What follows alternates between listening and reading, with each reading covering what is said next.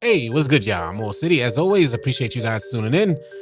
Mike Wang makes a huge mistake. He's trying to fix it now. It's going to be one of the first things we talk about here in this video. Also, I would like to know if any of you guys have experienced any differences in gameplay. If you have, sound off in the comment section. A lot of players are complaining about a slower gameplay speed, like the game isn't as explosive as it was on release. Some players are feeling like Mike Wang is making under the hood changes while we're playing the game. But we're about to get into all the details. If any of you guys are new here, consider dropping a like and a sub. Leave your thoughts in the comment section below. Let's get to the video.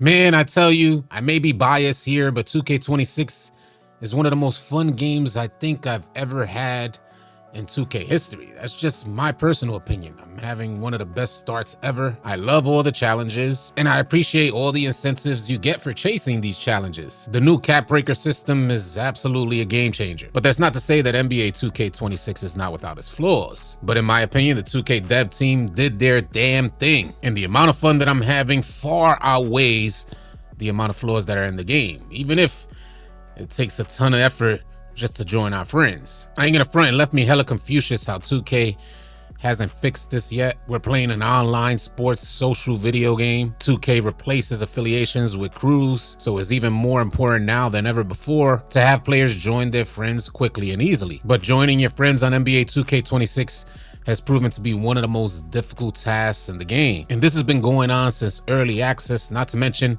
it's been happening in the beginning of every single release since maybe 2K19. I sent Mike Wang a message on X asking if he's even aware of the issue, because most complaints on the game have to do with 7-4 shooting and the defensive contest system. And those complaints seem to be overshadowing one of the more prominent issues in joining your friends or taking a half an hour to make that happen. It's especially difficult to join your friends if you play on different consoles. The fact is, we're in 2025 and crossplay shouldn't be an issue for a AAA title like NBA 2K. But I'll keep my fingers crossed that they fix this soon. I'll be sure to keep you guys updated here on this channel. As I mentioned just a second ago, one of the largest complaints from the 2K community is the defensive contest system on NBA 2K26. And it seems like Mike Wang really screwed up when trying to explain and justify why players are receiving certain level of contests, or I should say lower contest percentages. By now, I'm sure a lot of you guys have already experienced in-game how overpowered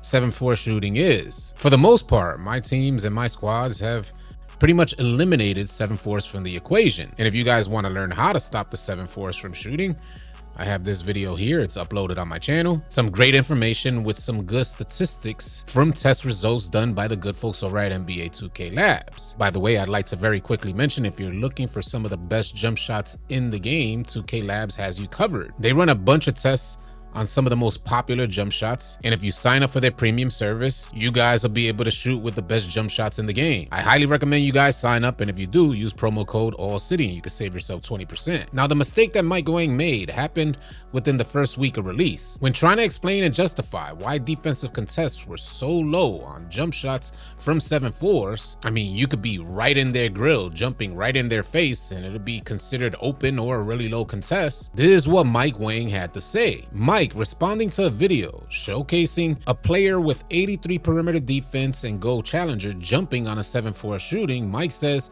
"This is most likely the main reason you didn't get a better contest percentage here. Body position is a major component.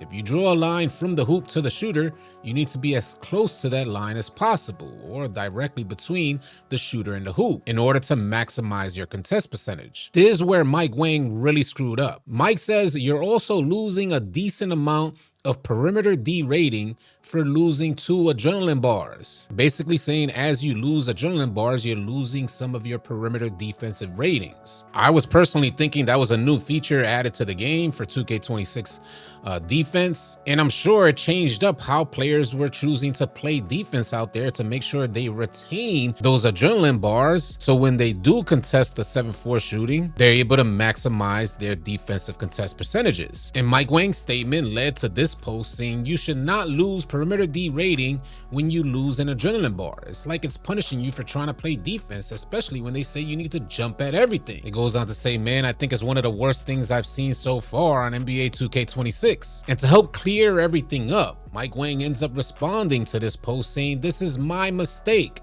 You don't lose perimeter defense when you lose adrenaline." And he explains you lose block and steal ratings. And that's a feature that we have become accustomed to. If you're spamming steal or you're jumping too much, you'll then lose some of those ratings for both steal and block. It was Mike Wang's effort to try and minimize people jumping erratically and spamming that steal button. Damn near a week and a half later, Mike responds saying, "Sorry for the confusion." Now, in case you guys didn't know, through the test results from the good folks over at NBA 2K Labs, they found out that hands-up contests are tied to your perimeter defense and jump contests are tied to your block attribute. Keep that in mind when you're out there trying to contest these jump shots. If you have a low perimeter defense, then you should be more inclined to time your jump contests that much better. If you have a super high perimeter defensive rating, this should allow you to get into better position for contests with only your hands up. But all in all, I don't recommend going hands up against 7-4s. That is to say, unless you're a 6'11 or a 7'4. Through the test results of NBA 2K Labs, we also found out that the best defenders against a 7'4 shooting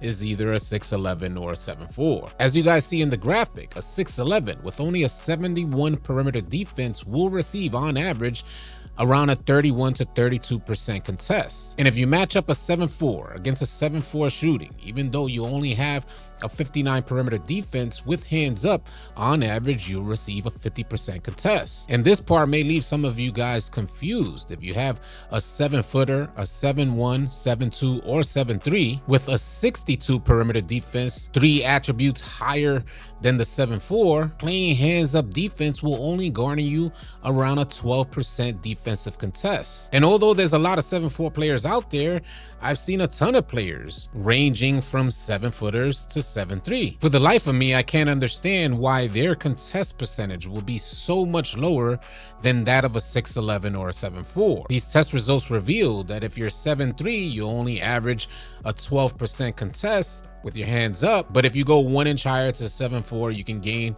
about 40% on your contests on average. And if you consider going 6'11, you can gain up to 20% defensive contests on average. Now we can make the argument and we can help make it make sense that a 6'11 is much faster and he's able to get into position a lot quicker because of the much higher perimeter defensive attribute. But you're telling me if you go 1 inch lower to 6'10, increasing your perimeter defense by 11 points, your hands up defensive contest will take a 15% hit, a 15% decline. As you guys see, for 6'10s, they only receive on average with hands up a 15% contest. It's just one of those fluky things on NBA 2K26. Those 7'4 players have completely changed the way we choose to play defense out there. For years, we've been running zone in the rec. And because of these 7'4s, we're now going man, matching up our centers against their 7'4 shooting, going out there with a good lockdown and a good swing, and the swing is primarily playing the middle and passing lanes. Not to mention, we've been coming across teams that have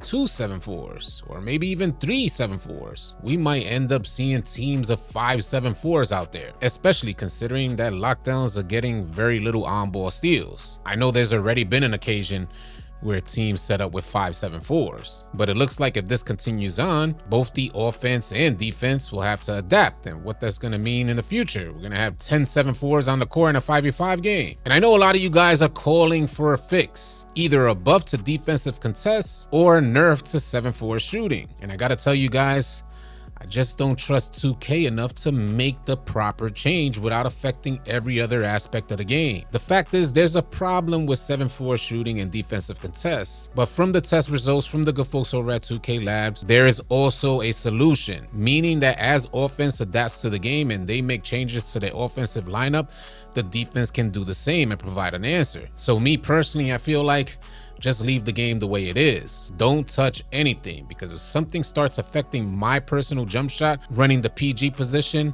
if I start experiencing any level of RNG in my shooting, or I start bricking because they changed up the defensive contest system or considered nerfing my shots, I know I'm gonna feel the highest level of disappointment. Surely I'll do my best to adapt and do my best to get better with any level of changes that they provide, but right now I'm just having way too much fun to even consider 2K risking it all. As always, I'm curious to know what you guys think.